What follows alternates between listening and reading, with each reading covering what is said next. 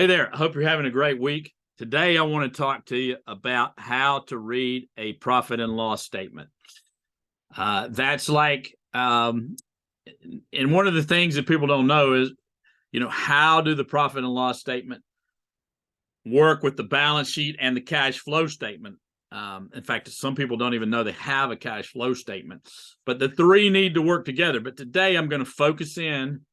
I'll do another video on how they work together, but right now I'm going to focus in on how to actually read a profit and loss statement. Now, the first thing you need to know about a profit and loss statement is that it could also be called a P&L for short, profit and loss, or an income statement. So they like to use a lot of names. So let's jump in. I'm going to share my screen so I can begin to show you how this works.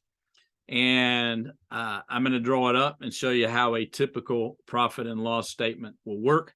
And you'll get to see how it all works. So let's take a look and see what it is. So the first thing you need to know about a profit and loss statement is it covers a period of time. So a lot of times at the top, it'll say profit and loss, something like that. Now, it'll also cover a period of time. So it's not as of a specific date. A balance sheet is as of a specific date, but a profit and loss statement will be as a specific time. So it'll say something like 1/1/2022 through whatever time you choose, which could be 12/31/2022. So this would give us last year or last year to date. Sometimes it'll be, but notice it'll be a time period at the top. So a profit and loss statement works a bit like your checking account. There's income and there's outgo. So the income is usually called revenue or sales, or sometimes there can be other kinds of income. If you're a nonprofit, there can be donations, but however, essentially money comes in somehow, generally through sales, and then it goes out generally through expenses, but they're different kinds of expenses. So on the top of the line, you'll generally have something called revenues, or sales. And this is the way it'll usually look. And then you will subtract out something known as cost of goods sold. So that might be, or sometimes you'll hear it shortened as COGS, COGS. It just stands for cost of goods sold. Now, what are cost of goods sold? So when you sell something, there are costs that go directly into the product or service that you sell. And that's generally so that might be materials, or it could be direct labor. So if you're in a building, if you're in remodeling, for example, you might have labor that's directly associated with the work you do, like say a carpenter or something. Their labor may go directly into cost of goods sold. Some people leave it out. A lot of people just put materials in there. But here's the thing: there's something called a chart of accounts, which is listings of all the categories of where you can put all your accounting things. So like expenses, and sales and assets and liabilities, all those kind of things can be in a chart of accounts.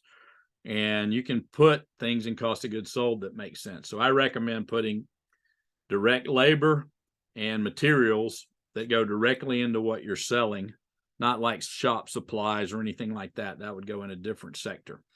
So once you subtract out your cost of goods sold, revenues minus cost of goods sold is something called gross profit. Okay. And gross profit is a lot of times expressed as it'll be a dollar figure, but it'll also be a percentage. So let's just use an example and say in this revenue year, you sold $1 million.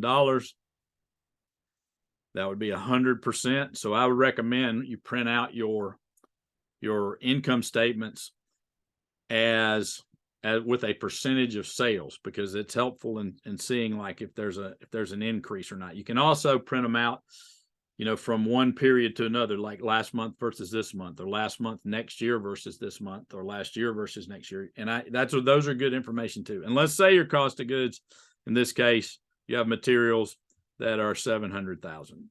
So that would be 70%, which would give us $300,000 in gross profit.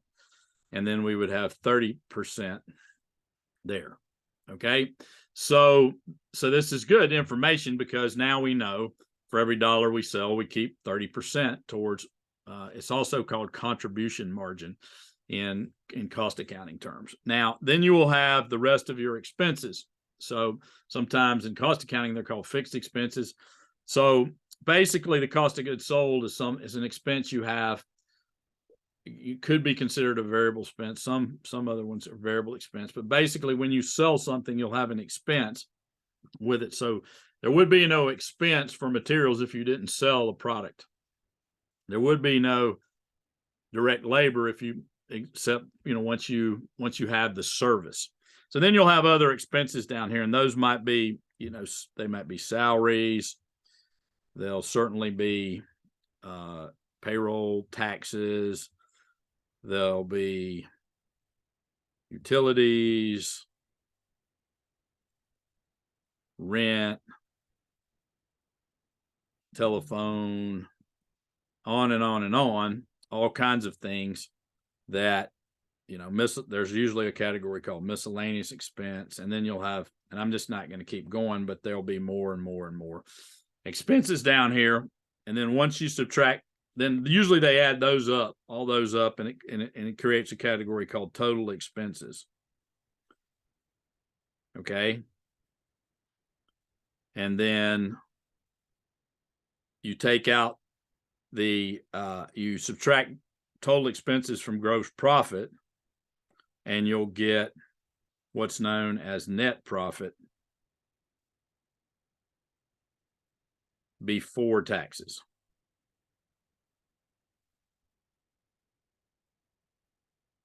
Or sometimes IAT, income before taxes, IBT. Okay. So this is IBT, income before taxes. I'll put BT there. Okay. And then you have your taxes. And then you'll have your net profit, or in this case, it could be income after taxes. So net profit after taxes.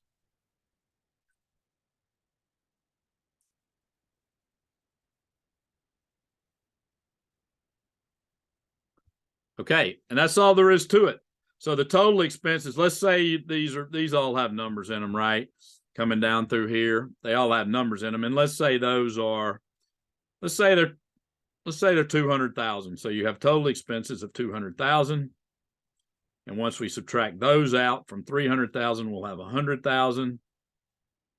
And let's say we had to pay 30,000 in taxes, we will have 70,000 net profit. So this would be, you can see the percentages would be 20%, 10%, 3%, and we would have 7% net profit on our sales, which basically means for every dollar we get in, we're going to get to keep 7%, and that after taxes. So you can see it works a bit like your checking account. There's income, there's outgo, and this is how it's worked. So I hope this helps you in understanding your business and understanding your numbers. This is how a profit and loss set up. If you'd like some help with it, then just have come on back. If you'd like some help with it, just go to the website, sign up, see your accountant, or go to my website and sign up for a strategy session with me or Jason. And it's easy. It's billgilliland.actioncoach.com. It's usually around this video somewhere in the message that came with it. And I look forward to talking with you and helping you get that net income after taxes up. And until next time, all the best.